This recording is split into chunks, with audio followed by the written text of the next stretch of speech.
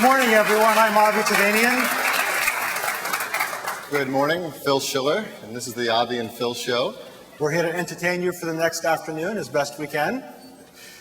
As you know, recently, as of yesterday, we made an announcement with macOS 10 that we're all pretty excited about, that it will now become the default boot operating system on new machines we ship starting this month. And with that news and just the momentum we've had building over the last 9 months with macOS 10, there was a request from some people for us to come here to the show and get a little more detailed, talk a little bit more about the technologies in macOS 10.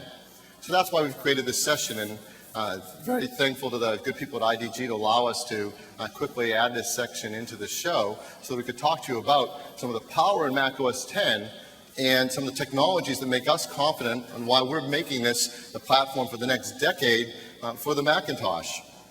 Now, some of you, if you're brand new to the idea of macOS 10, you haven't seen it, you haven't tried it out, this is not a primer. This is not macOS 10 101. If you want that, we have that in the booth. It's running on and off daily, and you can go do that. This was to get a little deeper than that, a little more technical than that. Yeah, so Phil says that means that we're going to be speaking geek. I'm not quite sure what he means by that. Seems pretty normal stuff to me. I guess what it means is we're going to go into a little bit more detail than we otherwise might at a venue like this. And what we're really going to try to do is show you some things that you otherwise may have never seen or may just not know, even though it exists in macOS 10 and for macOS 10. Great. So some of the things we're going to cover in the roughly 1 hour we have with you, between you and lunch, I'm guessing, is we're going to talk a bit about the core operating system. What's the heart underneath the engine of macOS 10? We'll talk about the media layer and a number of the media technologies inside the operating system. Talk about something that's very important nowadays, security, and how that relates to 10. We'll talk about, of course, Aqua, this great new user interface that it brings to the Macintosh. We'll talk about a number of the programming environments and the applications that means we're all going to get on macOS 10. So Cocoa and Unix and Java and even AppleScript, which is itself becoming a programming environment to make very powerful applications.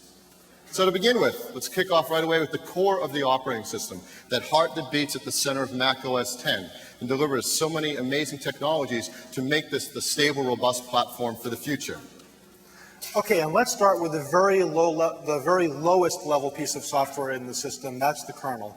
The kernel is that layer of software that separates the bare hardware from everything on top that does the visual user interface and all the application layers.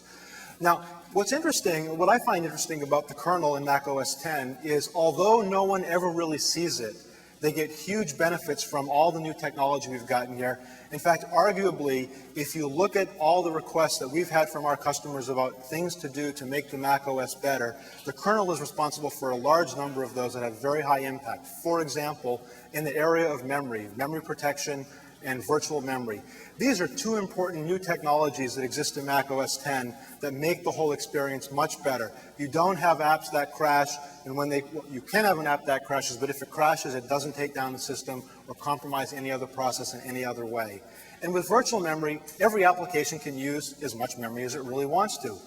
Way more than you have in terms of physical memory in your computer, because the system virtualizes it for every application. For managing the CPU, or in the case of a dual CPU system, multiple CPUs, the system has very advanced technologies for dealing with how to partition who gets to use which processor and when from an application perspective, which means we get great features like symmetric multiprocessing, really making use of two CPUs when there's two CPUs in your box. And we get applications that can become easily multi-threaded and use multitasking to make their experience overall, as well as the experience of the system overall, much more smooth. Now, sometimes when you have features like this in an OS, you have to give up some things. But what we've been careful to do is to make sure we also have good real-time support so that even though the OS now can control which process runs and where, if an application is really important and needs to get something time-critical done, it can indicate that to the kernel, and the kernel can make sure it gets scheduled appropriately using real-time processing. So let's show a demo of some of this. Okay, what I'd like to do first is, see this little gadget right here? This is something that we call the CPU monitor. I'm just going to leave it up running here on the right-hand side of the screen, top right for a moment. The CPU monitor is telling us how many of the cycles of each processor are being used. I have a dual processor system, so I have 2 bars, 1 bar for each processor in the system. And as you can see, right now the system is just idle, so the bars are all the way down. If I bring up a window like this and start dragging around, you see that we're starting to use CPU, as you would expect, because you don't get this kind of stuff for free. Let me just bring up a QuickTime movie and start playing that. So as you can see, we're starting to use some of each CPU to render and play this movie. We're not using all of the CPU because we don't need to. The player doesn't need to use all the CPU to play this, and so the rest is left over for other things that you might want to do.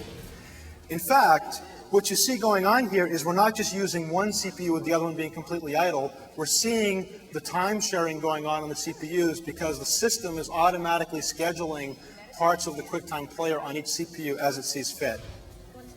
So while that's going, let me bring up something else. Bring up iTunes. And so for iTunes, we have a CD in the machine already.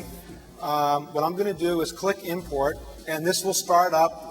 We're now ripping the whole CD, and that's going on at the same time. Notice how we're using a lot more CPU cycles. We've still got a little bit left over, but again, we're spreading the load off on the 2 CPUs. In fact, the QuickTime playback is just going along fine, no hiccups, no nothing. While this is all going on, let's bring up Internet Explorer, and as you might expect, that's working fine. It's notable that everything is still very smooth. And I can even still go over here. I can put a menu over the QuickTime window, have it be rendered automatically through the transparent window there, the transparent menu, and it's all just working. Now we're really starting to use CPU here because doing that transparency and compositing everything can be expensive. But again, everything is just really smooth as silk because the scheduler's allocating everything where it needs to go. We can even really start to stress the system, go to a movie trailer on the website, and so there it is downloading, playing through IE, through the QuickTime plug-in a movie, while another QuickTime movie is playing, while we're ripping a CD. So let me just leave all this running for the moment. As you can see here, we've got really advanced symmetric multiprocessing going on. I want to focus on another really interesting feature of the system, and that's basically the memory protection that we have. Let's say for the moment that for some reason, i.e. something went wrong with it, it got hung up or locked up or something, it wasn't responding. What you can do with Mac OS X is you can just quit it directly, forcibly quitting it, and not worry about what happens to the rest of the system. So again, I just bring up the Force Quit Applications panel, and we're still ripping the CD, we're still playing the trailer. I just hit Force Quit, and bang, the application is gone. We just shot it dead, stopped its processing, but the rest of the system just keeps on going completely smoothly, no issues. In fact, this is kind of interesting. If you look at the list of applications in my window there now, what you see is that one of them listed is the Finder. This shows an extra level of robustness that the OS has. The Finder isn't even essential for the rest of the system to work. So this may seem kind of odd. Let me bring a Finder window up to show this, but there's a Finder window right there. Again, my QuickTime movie, iTunes is still going along just fine. I can click on the Finder there. In this case, it knows it's the Finder. Instead of just killing it, it'll kill it and relaunch it. And so now when I hit it, watch the Finder window just disappear. The background went away. Finder window comes back along with the background. And everything just keeps on going. No problems at all.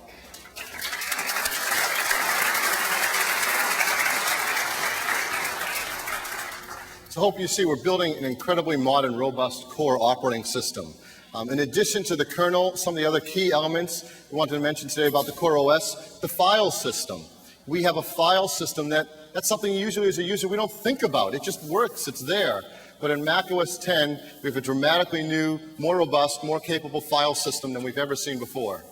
The file system is really an exciting area of the system, in large part because you get so much out of it and don't even really know what you're getting. One of the things that we did with the file system in Mac OS X was we made it pluggable. What this means is that without Apple even being involved, other people can just put in new code to implement new file system types. Now, we've used that mechanism ourselves to implement a whole bunch of file systems that work out of the box, but third parties can do this as well for their own file systems, whatever they may want. Let me just give you some examples of what you can do out of the box with Mac OS X. On the local file system case, by local what I mean is those things that'll be on a disk or CD-ROM or DVD, something like that. We of course support the traditional Mac file systems, HFS and HFS Plus. But beyond that, out of the box, you get support for DOS FAT file systems. You get support for Unix file systems. You get support for the DVD UFS format, and you get support for all the popular ISO CD-ROM formats. Again, all out of the box, it just works. In the network case, you need to often connect up to servers, file servers, over some networking protocol, a networking file protocol. Again, out of the box, we have just superb support for what you can hook up to. Of course, we support AFP, the Apple Filing Protocol, out of the box as a standard native filing protocol. But even beyond that, we support NFS, which is very popular in Unix networks. We support SMB CIFS, which is the protocol used by Windows machines. And we also support a new standard called WebDAV, which is a file protocol based on the web's HTTP protocol. Now, we do all of this in terms of supporting all of these file systems in a way where no matter what file system you're using, you get the consistent Mac experience. Why is this important? This is important because in many instances, you may have your data on a file system, say on a Windows server, that's being shared with a Windows user. And you want to be able to have your data be on there in a way that you can interact with your Windows friends on that same server, yet you want to continue to get the great Mac experience. We've done it we've implemented it that way, and that's what you get. Similarly, because we use Unicode at the file system, and because the file system is thread safe, you get great features like full international support and great performance with multiple applications using file systems all at the same time. And finally, all of this is provided in the context of the kinds of security on the file system you would expect from a Unix-based system. I told you we were going to get down to geeky level things. I wasn't kidding. Now, in addition, of course, to the file system, another key element of the core of the operating system is great networking support. With Mac OS X, we've built it on the most robust, powerful networking stack available. It's, in fact, the same stack that the Internet was invented on, which is the BSD TCP/IP stack. Now, like the file system that Avi talked about, networking is also pluggable, so we can extend it with many different network types as they progress in the future. Already out of the box, we include built-in support for all the major Ethernet formats, 10 base T, 100 base T, gigabit Ethernet. For 802.11 wireless networking, perfectly integrated, not added onto the system. PPP for dial-up, PPPoE for DSL and cable modem support, and legacy support for AppleTalk and infrared. And this is all, again, multi-threaded for maximum performance. And the last three features on the slide deliver one amazing benefit. The multi-link, multi-homing, and dynamic capability mean we can make for you this automatic network setting that's so cool. Out of the box, the networking set up to an automatic mode. So when you plug in your Ethernet, or you switch to airport, or you dial up on a modem, you don't have to change your settings anymore. It dynamically figures out the fastest way to get wherever you're trying to go and get you there. So at work, I can be on Ethernet, I unplug, and I'm on airport, yet I never have to change the setting again.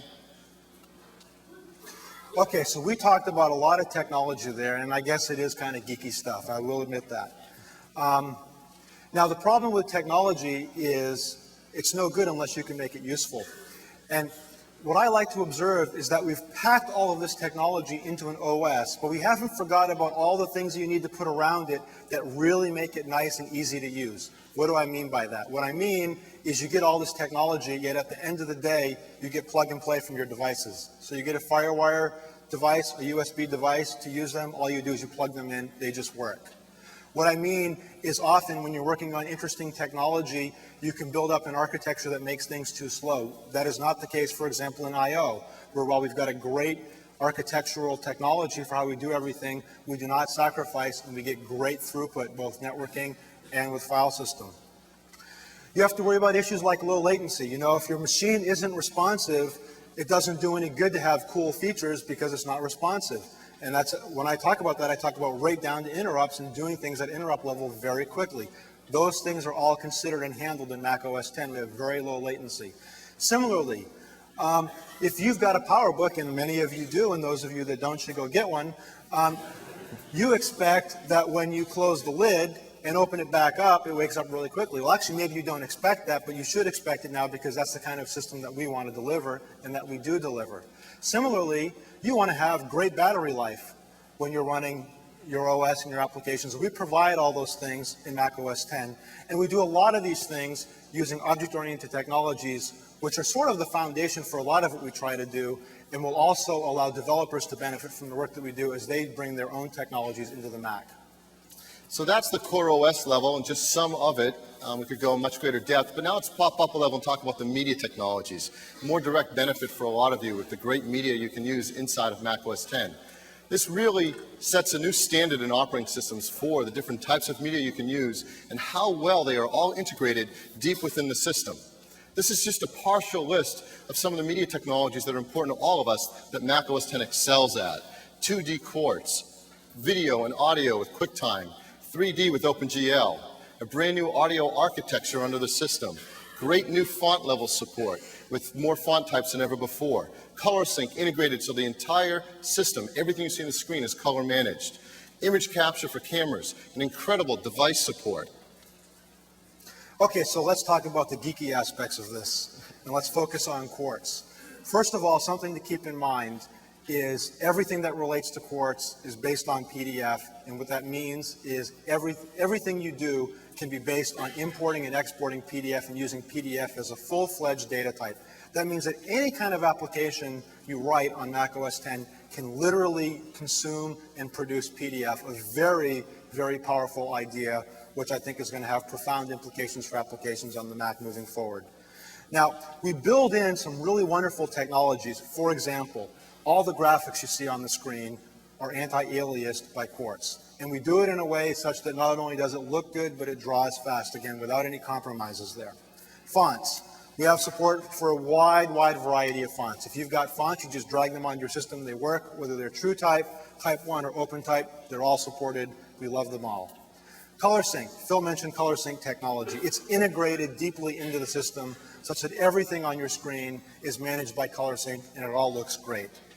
Compositing. Compositing is a wonderful feature of Quartz that allows you to take different images, multiple images, in fact, not really just images, but graphics, whether it be PDF or other things, and combine them in very fun ways and very useful ways with transparency and lots of other effects to make truly stunning user interfaces.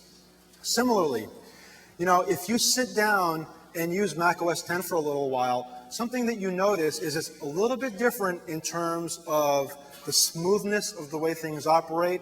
And what you notice is you never see anything flickering. You don't see buttons coming and going. You don't see windows that are half drawn or as they're being drawn. And that's because we use a technique called double buffering, where we draw things off screen first, and when the drawing is complete, we then push it onto the main screen in one fell swoop, so it looks like it's just one big operation. It really has a profound effect on the overall experience of using the computer.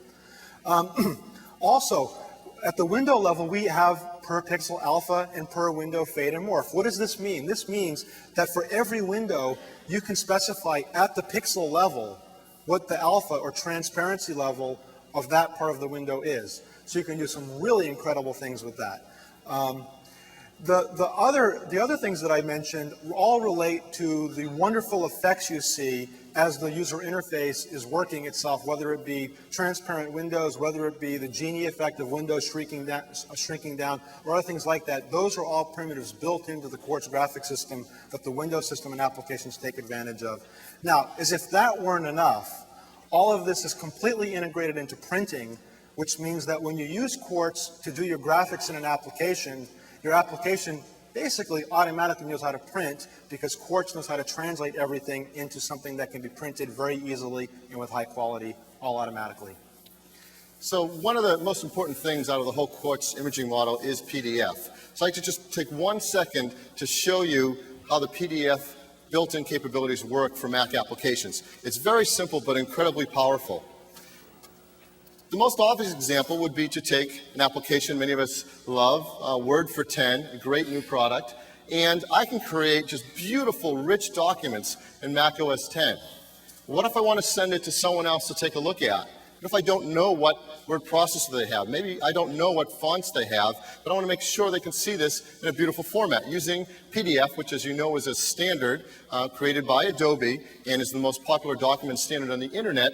All I have to do in any application, and certainly any Office application, is go up to the print menu, and when you see the print dialog box, there is a button that says Preview. The system provides preview capabilities to all applications that print.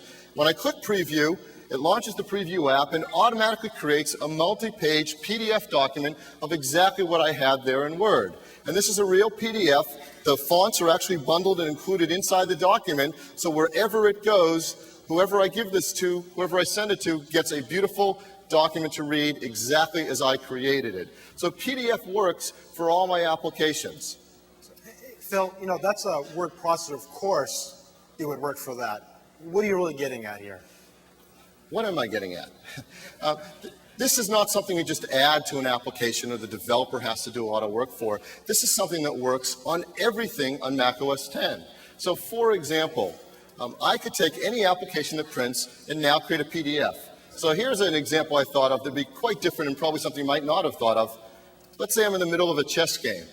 Let's launch the chess game that comes with macOS 10. Let me open up a game in progress. And here I am in the middle of a chess game, and I'm not sure what to do next. I actually know of a famous chess master who lives over in Half Moon Bay, and I want to email him this document and ask him for help.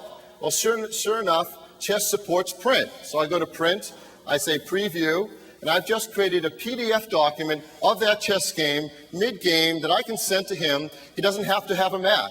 He doesn't have to have the chess application open. He can just simply look at this PDF document, see where I am, and respond to me. So anything that can print can create a PDF and can be shared with anyone in the world. You know, I think this is a really profound feature of macOS 10 because PDFs can be put anywhere, and they're a great format just for saving things. And, you know, I think a great example is you stumble upon a great web page, just create a PDF of it. Just hit, you know, Command-P, print, review, and you've got a PDF of a web page you're looking at. You don't have to worry about the web page going away. You can send it to other people. All they need is a PDF viewer. They don't even have to be online to go to the website. So I just think it's one of those things. Most people don't even realize it's there. They kind of intellectually know it's there, but don't even realize some of the implications of this and the new kinds of workflows that can be created.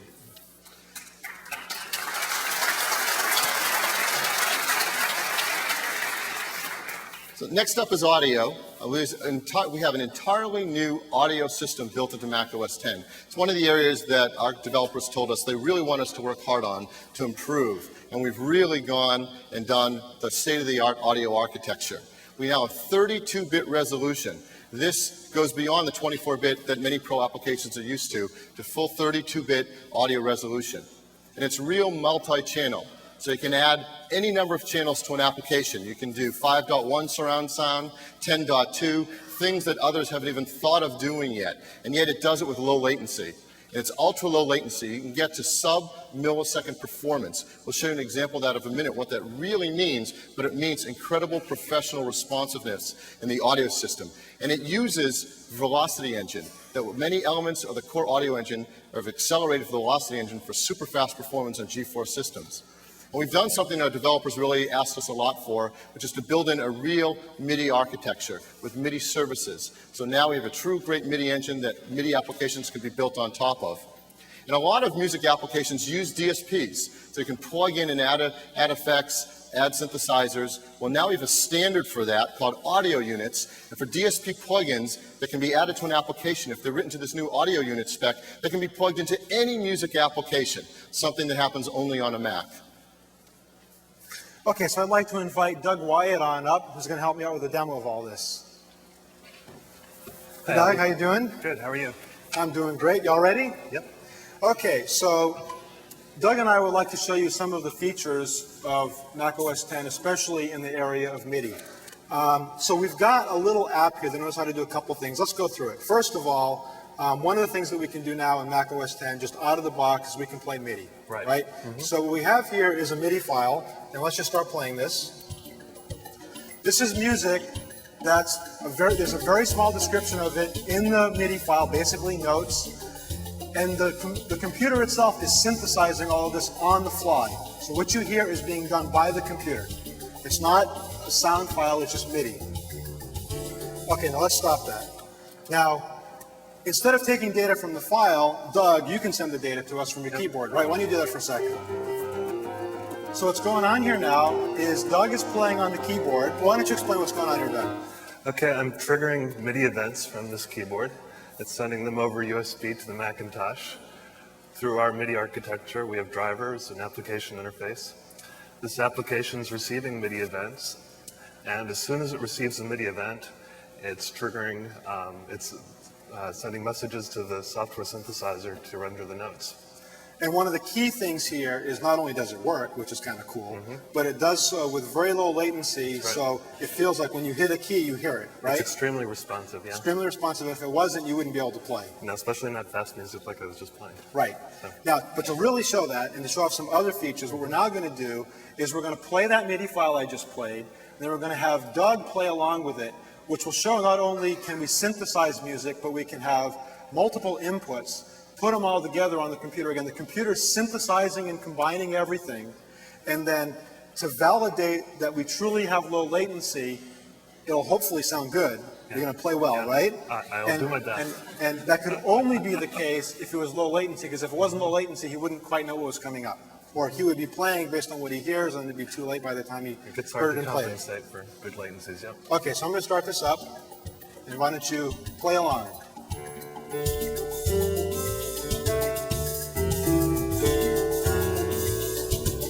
Now, I think one of the really cool things that you can do is you can still use the computer. It's working really hard, synthesizing all this music, keeping up with really low latency, but I can launch an app like IE. There it is, just launched. I did massive amounts of disk IOs there to bring that up. It didn't cause any problem. Did you experience any latency? No, it didn't feel anything. Nothing at all? I can do something a little bit, you still got the app here. I can do something a little bit strange, but just to show that it works. I can also bring up a movie trailer. Now we got lots of networking going on, and we got more sound coming in. And it's all happening at once, all being mixed on the fly. Doesn't sound too good, so I'll stop this. And throughout the whole thing, did it still feel good? Still feels good? I can still find my notes. I couldn't tell what they were, but... Okay. That's okay. It sounded okay to me. Thanks, Doug. Thank you.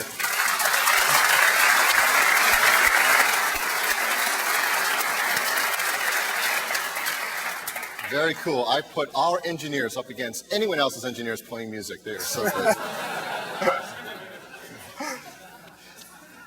We also mentioned device support is extremely important to this media layer and all the things you expect to be able to do. And macOS 10 has been built to be more modular and more capable than any other operating system, and certainly more so than macOS ever was. I won't list all this, but as you can see, we have built-in device support for all the major USB printers, more than just listed on the side. So you just plug them in, they work.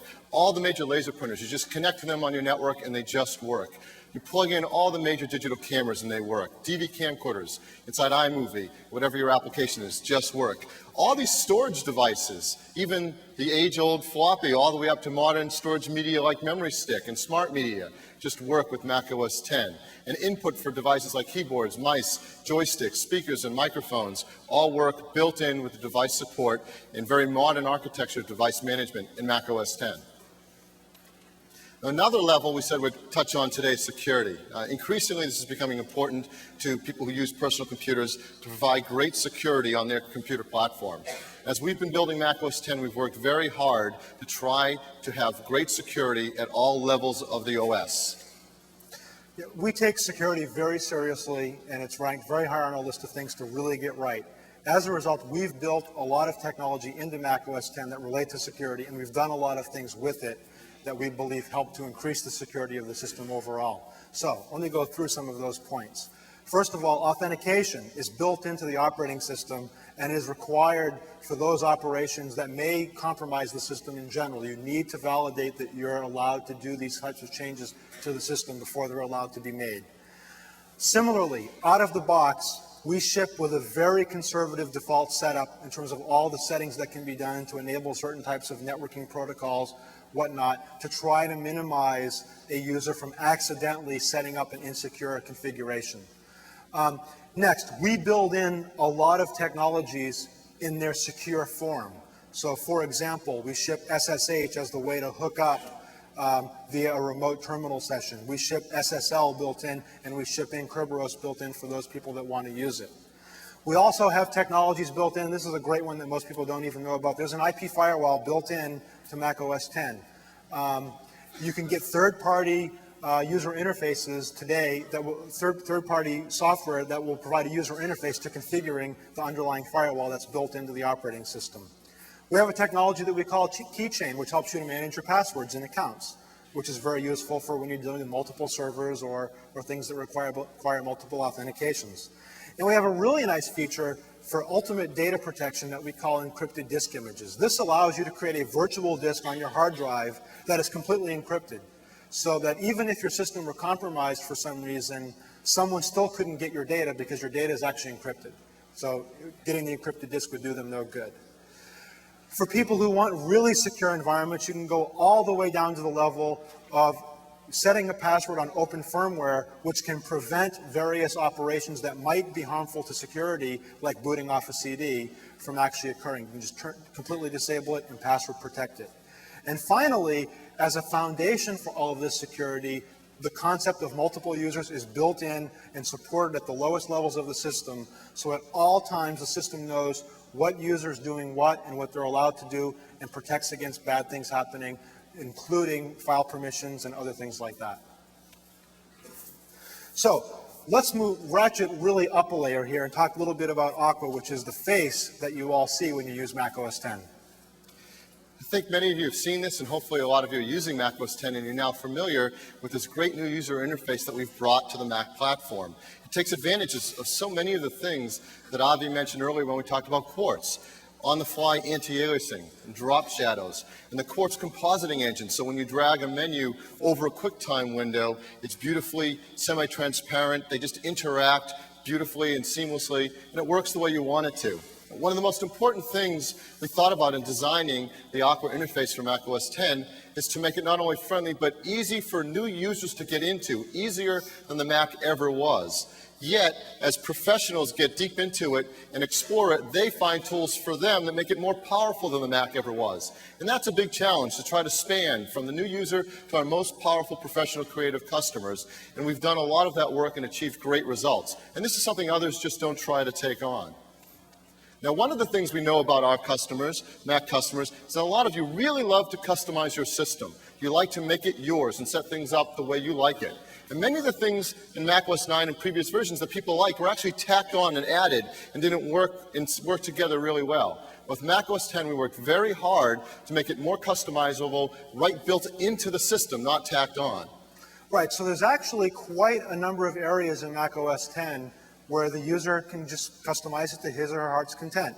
Let's go through some of those examples. First of all, toolbars. You see lots of toolbars throughout the system, certainly in the Finder, in the email program, and other places. In the Finder and other places, they're all customizable. You can put what you want in the toolbar and have it look any way you want. And many of them you can even, in fact, I think all of them, you can even hide the toolbar if you'd like to.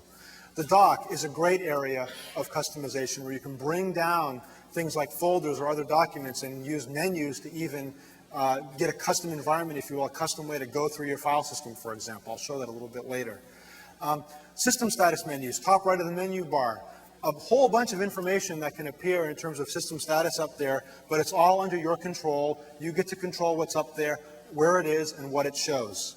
The graphite appearance is a good example of a case where in certain situations, the colors that you see in the Aqua user interface aren't appropriate. You need to have an environment that doesn't have a lot of color in it or no color at all. We provided something that we call the graphite appearance with a simple checkbox. The color goes away and it looks more like graphite instead. One feature that I think is really useful that most people absolutely do not exist is the ability to do your own application and document binding. For any document on the system, you can instruct the system trivially as to how to open it in terms of what application to use. Similarly, one of the things that we've recently added to Mac OS X is something that we call full keyboard access. This has been something I know a lot of you have always wanted in the Mac. We have it now. It lets you navigate the Macintosh user interface without using the mouse. Finally, we have very powerful features for supporting multiple languages where you can customize to your heart's content Use whatever language you want, use whatever date formats you want, and use whatever number formats you want. So let's take a look at some of this. I'm going to give you just a brief overview of some of the ways that you can customize Mac OS X. Not too much, just a little bit. So let's start by looking at the Finder and the toolbar. Well, the first thing you see here is this is the default way we configure the toolbar, but by just selecting Customize Toolbar, we get access to a huge palette of other operations that the Finder knows how to do, and we can just drag them up to our heart's content, put them wherever we want, and we've now completely customized our toolbar. We can even revert easily back to the defaults if we'd like to. Maybe we want to take that one out, and we now have whatever kind of toolbar that we want. In fact, we can go beyond what's built into the Finder, and we can, for example, bring our folder up there and just leave it there. Now, let's say that we were somewhere else looking at the file system, and this was a project they were working on a lot, so we wanted to keep it in a place where we can get to it quickly. All we need to do, we just go click on it, bang, we're right there, just with a single click. In fact, you can do more. Let's say we have a document that we'd like to put in there. Just by dragging and dropping right on top of that icon, we'll end up doing a move or a copy depending on what you want to select. Simple as that. Now, let's say you don't want the toolbar at all on the Finder and you like the way the Mac OS 9 Finder works with the spatial representations of things and remembering where things are and what the size of things are. Simple. All we need to do is we hit this magic button right here. It hides the toolbar, and now we're operating in a mode that works basically like the Mac OS X Finder, where if we double click on something, we start getting into folders where we're just drilling down, just like we were before in Mac OS 9. In fact, we can move this around, and it'll remember exactly what we just did there, just like it did on Mac OS 9. Now, a really interesting, I'll say interesting because I don't know if it's good or bad, but an interesting way to navigate through the file system is to do what I've done down here, where I've got the actual icon for the drive down on the dock. Now, when you have a folder on the dock, you can use the dock menu to navigate through it. And when it's the drive, it means essentially you can navigate the whole drive. Watch this. If I click down here, I can literally navigate through the whole drive just by doing this. Okay, let me move on and let me show you the keyboard access feature that I showed. Not using the mouse. All I need to do is hit the magic key sequence, and I just activated keyboard access, and I activated the dock. Notice that it highlighted the Finder icon on the dock, and now I'll use the arrow keys just to go back and forth all through the keyboard. In fact, I can even use the up arrow key and start navigating through the dock menu, just like I did before, only now I'm using the keyboard instead of the mouse. Similarly, I can hit a different command key, and now I bring up navigation of the menus via the keyboard. So again, I'm using the arrow keys, and I'm just navigating right through the menus, no problem at all. So keyboard access. Let me show you one more thing which I find to be extremely useful, and that's the ability to control what application opens up which document. So here I've got a folder with a couple of files in it. These are both PDFs, and my system is set up to use Preview by default to open it up. Again, we talked about how PDF is just built into the OS. The Preview app can trivially just open up that data sheet, which is a PDF file, and render it. But let's say for some reason I want to open this document up with a different application. I just bring up the info panel, and I select the Open with Application, and it's telling me the Preview is set to open it. I can click right here, and it now gives me a list of all the applications that the system knows about that know how to open PDFs. So let's say I want to select Acrobat. I can even hit the Change All button, which will make this now the system default for PDF files. I don't want to do that right now, but I've changed that one file to be Acrobat. I go back here, just double click on it, and it opens up in Acrobat. And you can do that with any document in any application, just transparently. Okay. So I just want to make a point on that last demo. I know for us at Apple, many of us use it quite a bit. It's incredibly powerful. And previously, you would have to go in with Tools and ResEdit and change creator types to decide who gets to open what document. And now you can do that right there from the Get Info panel. You have control over whatever application opens, whatever documents you want. You can make it a system-wide change, you can make it a per document change, and it will always remember that you even saw the icon update. Very, very powerful feature that I think very few users understand or take advantage of. Okay, now we're going to move up a bit and talk about the applications and the different ways of building applications on macOS 10 and how that will allow us to see just some great new software show up, things that were never possible before. As you may know, there are many different APIs for developers to take advantage of on macOS 10. There's a tremendous number of new apps here at the show, applications created first and foremost in Carbon.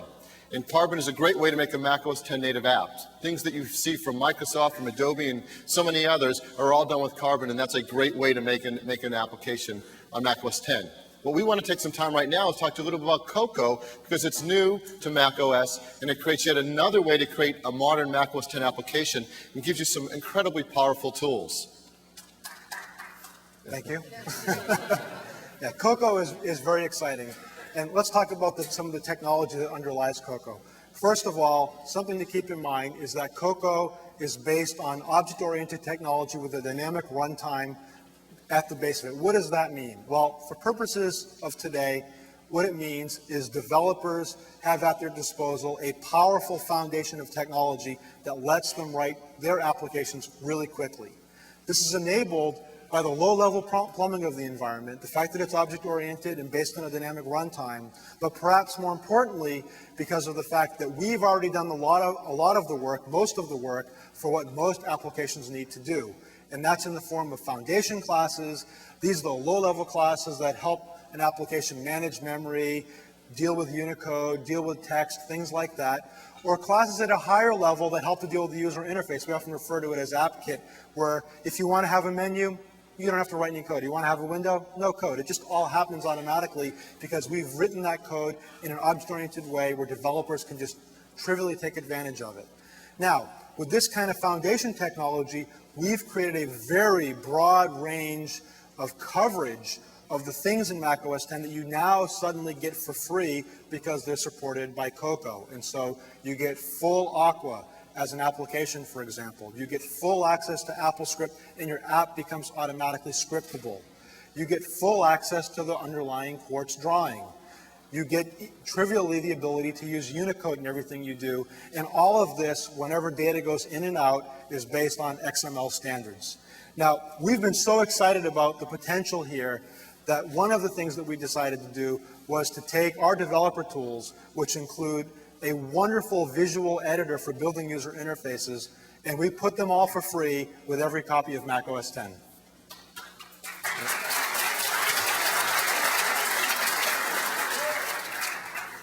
So what I'd like to do, as a great example of a new Cocoa app, and one that a lot of customers have been downloading and getting excited about, is something from a great new Cocoa developer, Dan Wood from Corellia Software, and Dan has done something really marvelous with the power of Cocoa. Come on up, Dan. Thanks, Phil. Thanks, Avi.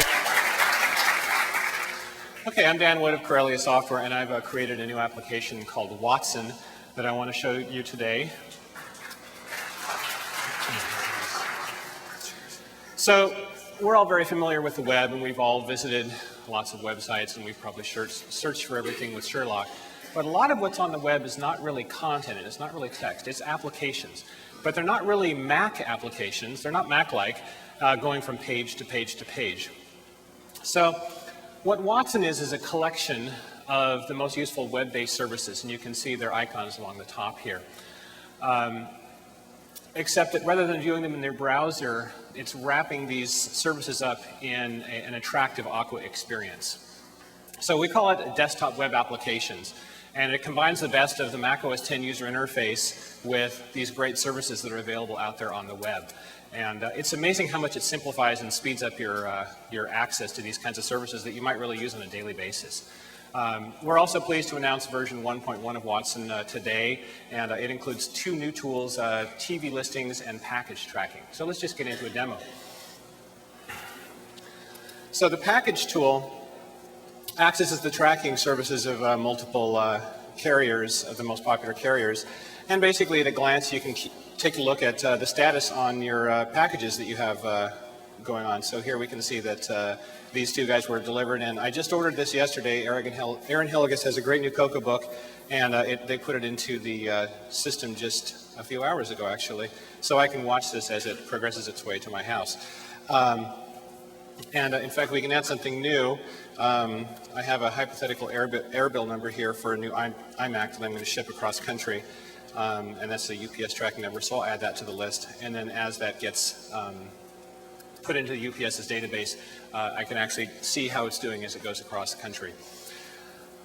So another one we have here is the Movies tool. And the Movies tool is by far our most popular tool. So I have already pre-configured it in the settings drawer with a San Francisco zip code. And I really like the AMC 1000 on Van Ness because I have a great digital projector.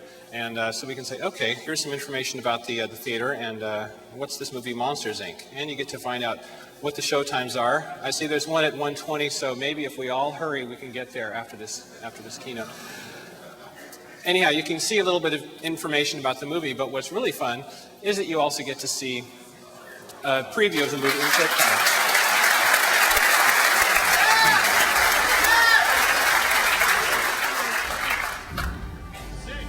There we go. And then you can also buy the tickets, and that'll launch off in your browser and do that whole thing. So finally, let's stop this movie.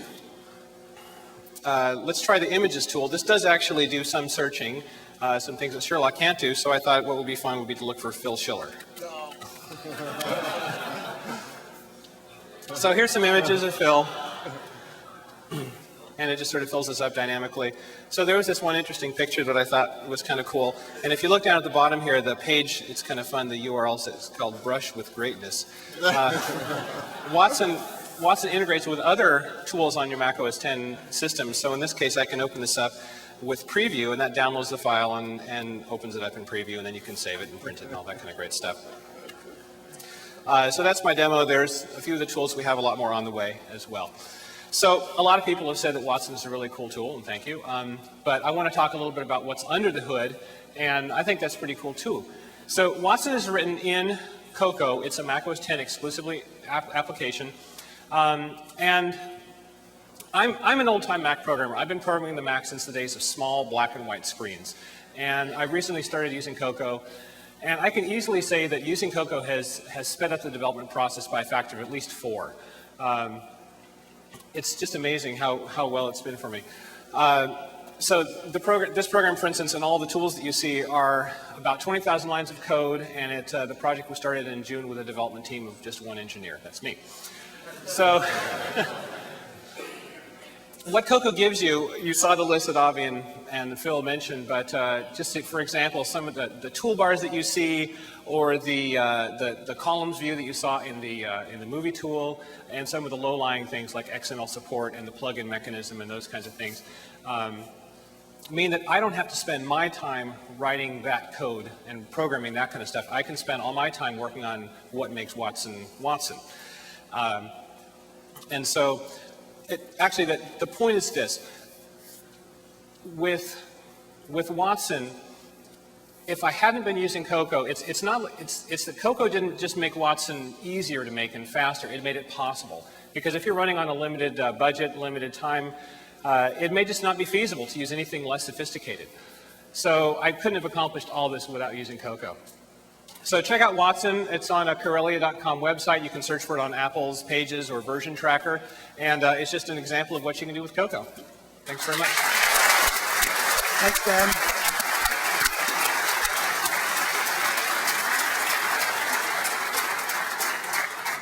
Well, in addition to the amazing things we're going to see brought onto Mac OS X with Carbon, and now great new things being built with Cocoa, we have some other environments too for some developers. You might have heard that there are a few people out there who happen to develop in Unix or Java. This opens it up to only like 500 million programmers who can now move on to the Mac. We have an amazing Unix-based operating system here. And we have an incredible set of Java tools and capabilities. So let's talk about the Unix part of the system. It's always interesting to talk to someone who's not really part of the Mac community, doesn't really quite know what Mac OS X is, but knows what Unix is, and is kind of wondering what this Mac OS 10 thing is because they've heard that it has something to do with Unix and it somehow has Unix type support. And so what you can do is you kind of sit down with them and you say, well, it just does all these things. It's what you would expect to be in any Unix-based system.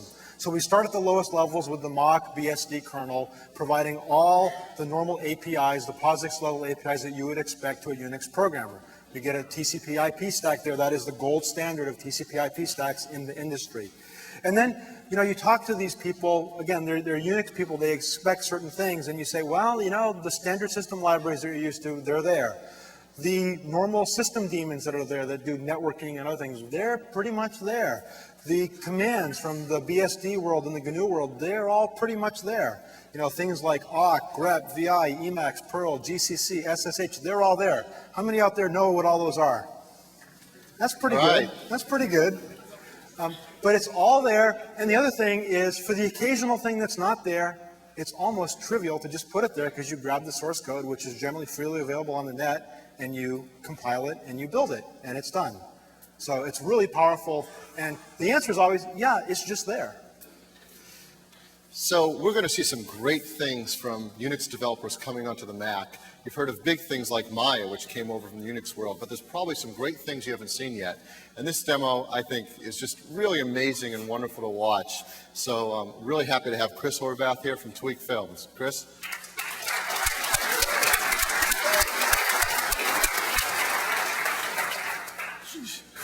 Hi, everybody. Today I'd like to talk to you a little bit about creating visual effects for feature films using some of the tools in OS 10. Most movies that you go to see today have visual effects in them of some kind. Some of those effects are really fantastical, like dinosaurs, and other of those effects are taken from the real world, such as the ocean waves in The Perfect Storm. Doing realistic-looking natural phenomenon like smoke, fire, cloth, and especially water is really difficult. It involves a lot of physics, a lot of math, and it uses a lot of really heavy numerical computation. And traditionally, these kinds of computations have been almost wholly done in Unix-based systems, big multiprocessor machines. So as a visual effects artist, I work primarily with water and other types of physical simulations. I've had to be a Unix programmer, and I have been a Unix programmer for about the last 8 years. I've worked on things like Deep Impact and The Perfect Storm. And for the last 3 months, I'm surprised to say, and it's still a little bit weird, that I'm also a Mac programmer, and OS 10 is the reason why. What I'd like to show you today, what we brought with us, is a water and ocean wave simulation that my company, Tweak Films, built. And we originally built this as a Unix application. And about a week ago today, I got a call from Apple saying, can you guys port this to OS 10? And we laughed. But I figured I'd give it a try. I worked a little bit with OS 10, and I was surprised that not only were we able to port it really quickly, but in fact we were able to add a whole bunch of features that would not have been possible in any other system, certainly not in our Unix-based system. And I'd like to show you that now. So, launch this up. So what you're seeing here is a numerical simulation of deep ocean waves. This is actually simulating the physics and the movement of these waves in real time on this computer. It's displaying it to the screen in 3D using OpenGL. And so one of the things I can do is, because it's in 3D, I can change my viewpoint, look at it from different angles, rotate around it, I can zoom in and out. So this is not something that's playing back like a QuickTime movie, and it's not something that's a pre-recorded animation. It's actually computing these physics and drawing it in real time. So because it's computing the physics, I can pull up some behavioral parameters, and these let me change the way the water actually behaves. So as a visual effects artist, I can use this to sort of sculpt the water to do what I want it to do in whatever scene I'm working on. So I've exposed a few controls here. I can change, for example, the direction that the wind is moving in. I can change the height of the waves, make big scary waves, or more, realistic, tranquil waves. I can change the size, the wavelength of the waves. So if you get them really small, these are like swimming pool waves, and these are more like big, deep ocean waves, moving really slowly. I can change the resolution of the simulation, so I can make a nice, smooth wave that has relatively little detail, all the way up to increasing levels of detail up to a huge amount of detail. Again, simulating in real time. So this right here is about where our Unix tool for doing this stuff stopped. And in fact, one thing I wanted to say was that our Unix version of this tool did not run nearly as fast as this. When we brought it over, it is also optimized for the AltiVec, which is the velocity engine in the G4, and this thing just screams. So already bringing this over to the Mac has given us some advantages and really a lot of ability to play around with it, but the Macintosh also has, this machine in particular has this NVIDIA GeForce 3 card in it. It's tons of graphics power. So previously, in order to make this into a pretty picture that actually looked like a finished product, we'd have to save this out and bring it into another tool like Maya, for example. But using the graphics capabilities of this machine, I thought I'd see if I could turn this into some realistic working water right here in this application. So the first thing I'm going to add to make it look more realistic is a reflection, because water reflects. What you see right here is moving like water should move, but it looks more like gray milk than like water. So first thing I'll do is use a QuickTime VR file to provide me a three-dimensional reflection map. So right away, it starts to look a lot more like real water. And this is the first time I've ever been able to see something like this and interact with it at this scale.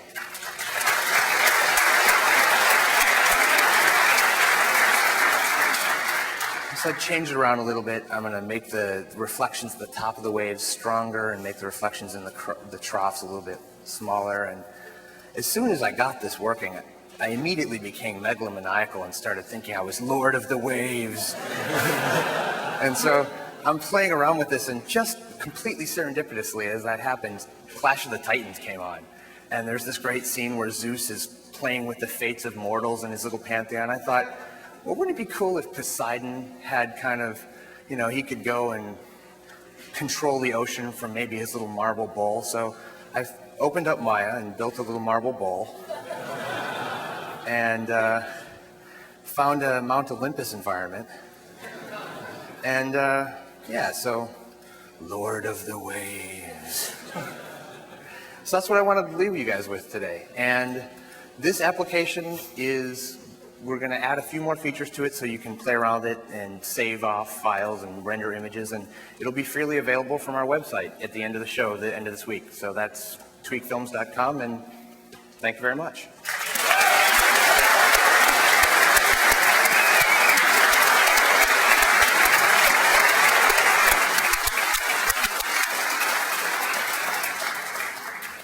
Thanks, Chris. That is so cool.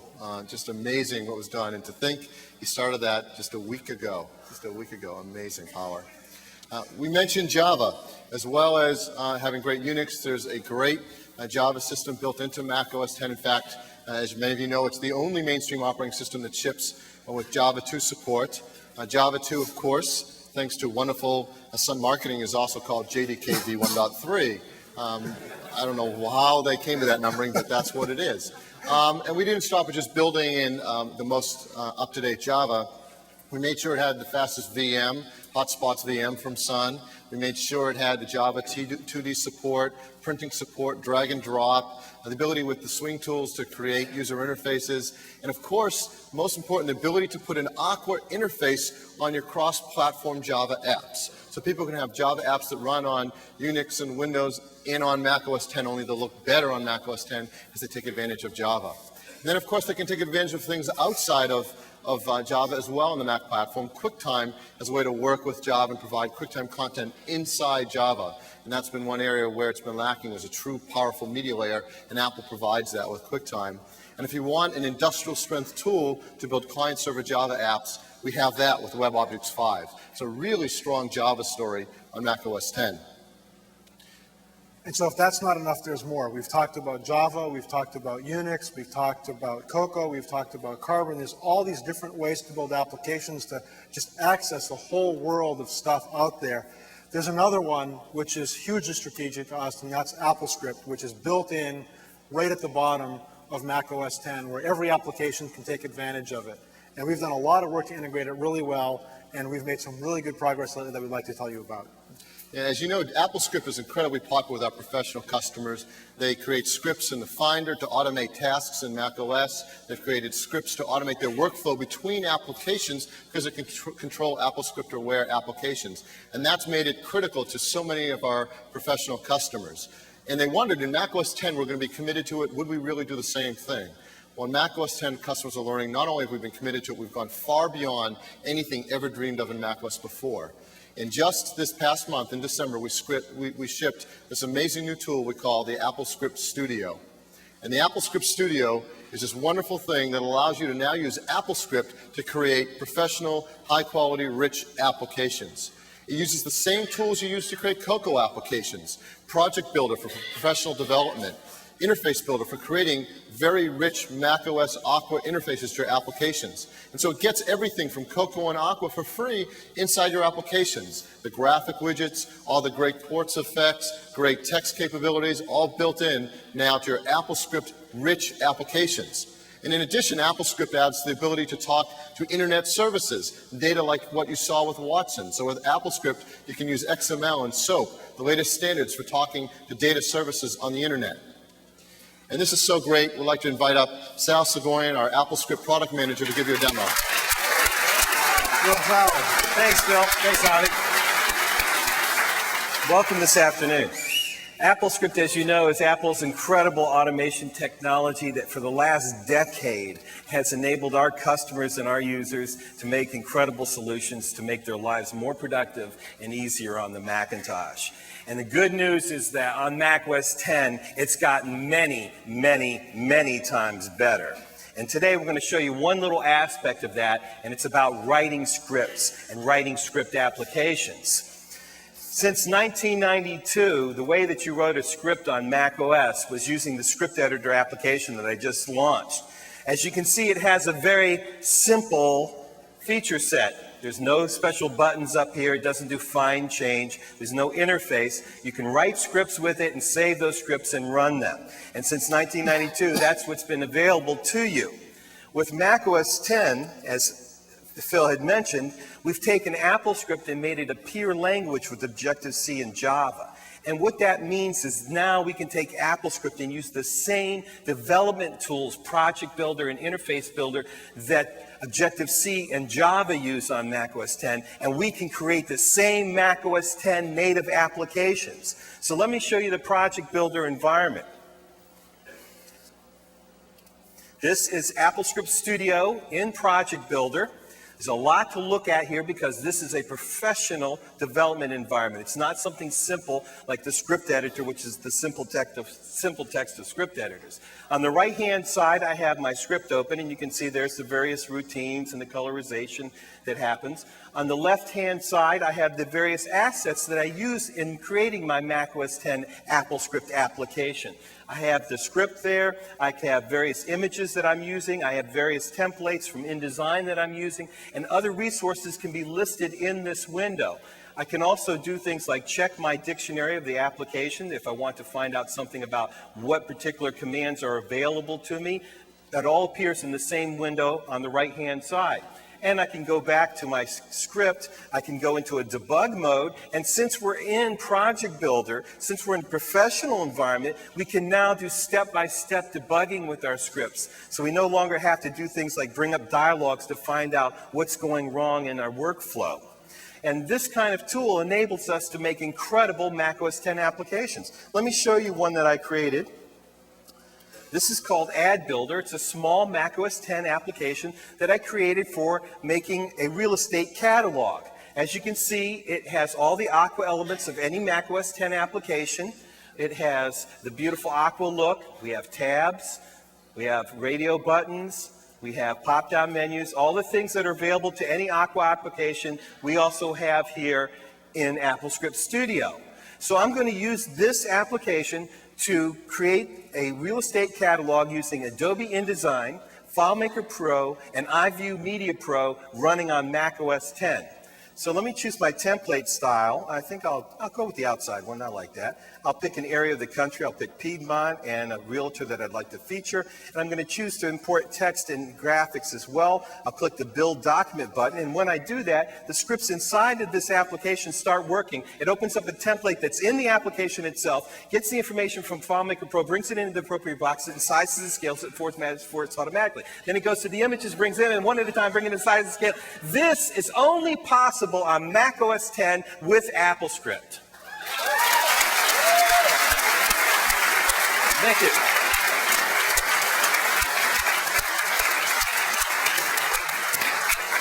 And AppleScript Studio is free. It comes with our developer tools and it ships in every Macintosh. So thank you. Thank you, Sal. Thanks, Sal.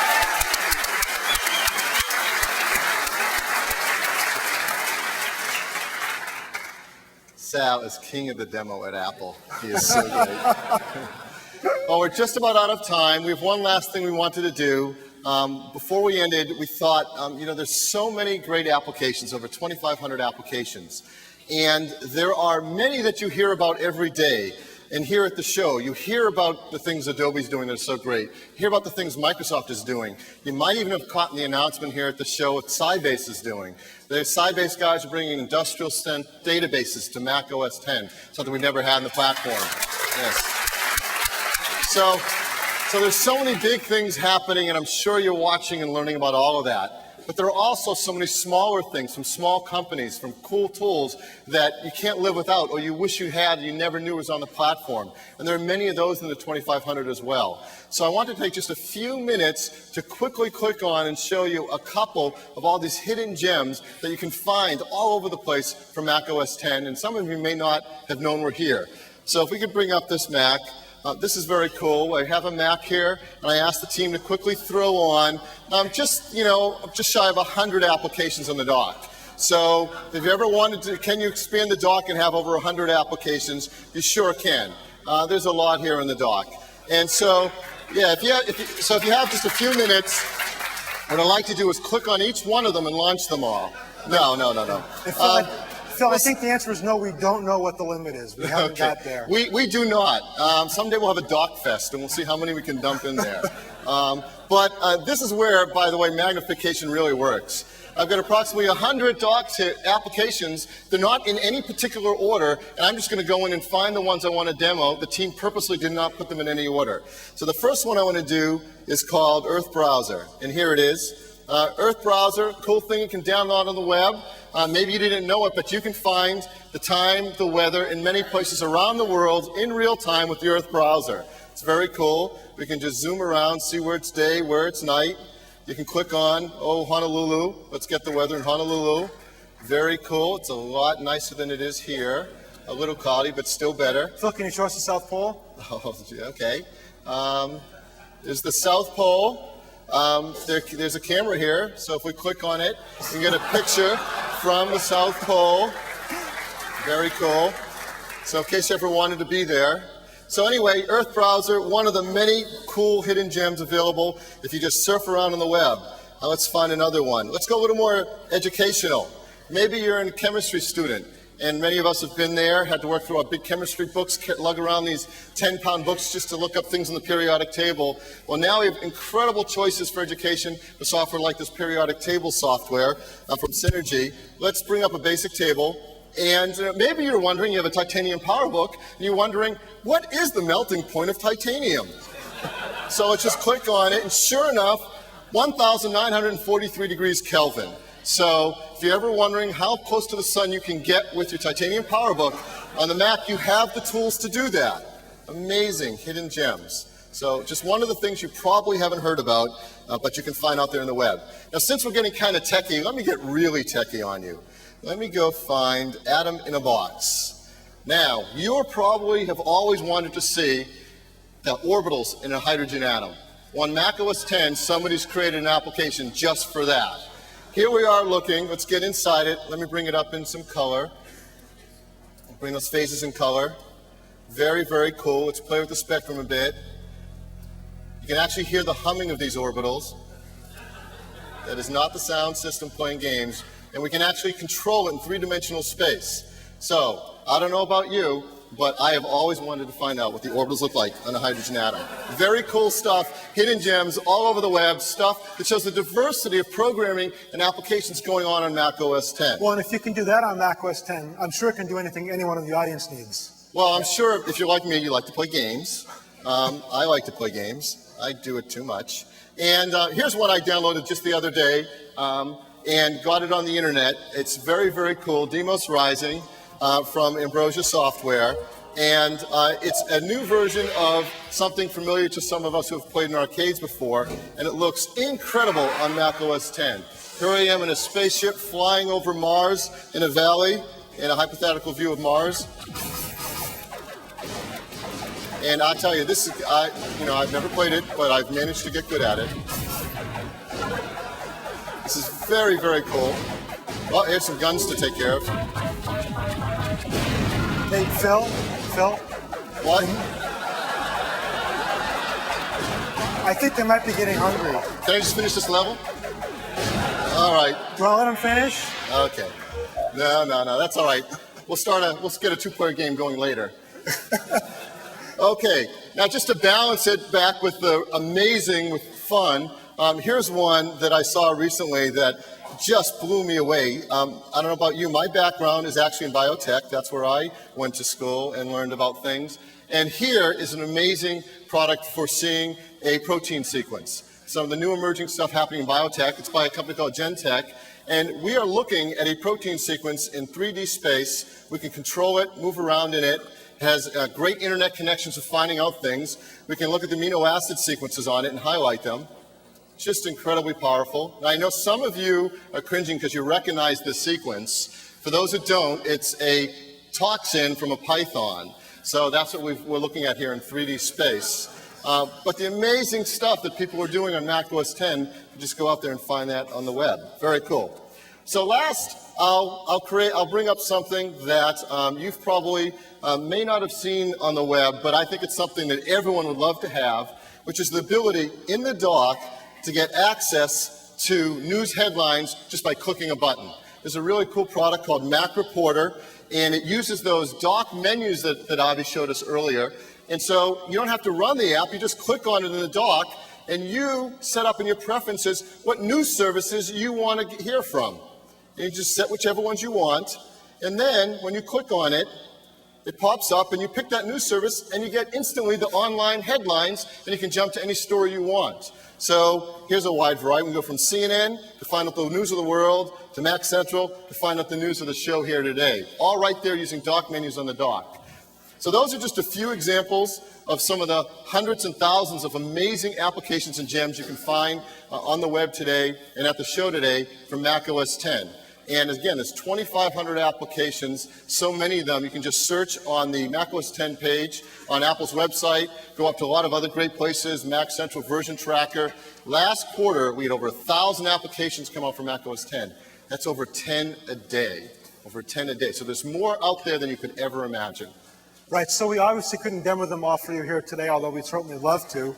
What we thought we'd do instead is leave you with a different kind of a demo of all of these applications. What we did was we listed them all in our PowerPoint presentation, and we set up PowerPoint to do transitions from one to the next as fast as it could. The good news is they're all in there. The bad news is we estimate it takes about an hour to go through the whole thing. So Phil and I are going to leave, but if any of you would like to stick around, feel free to watch the whole list. Thank you. Thank you very much.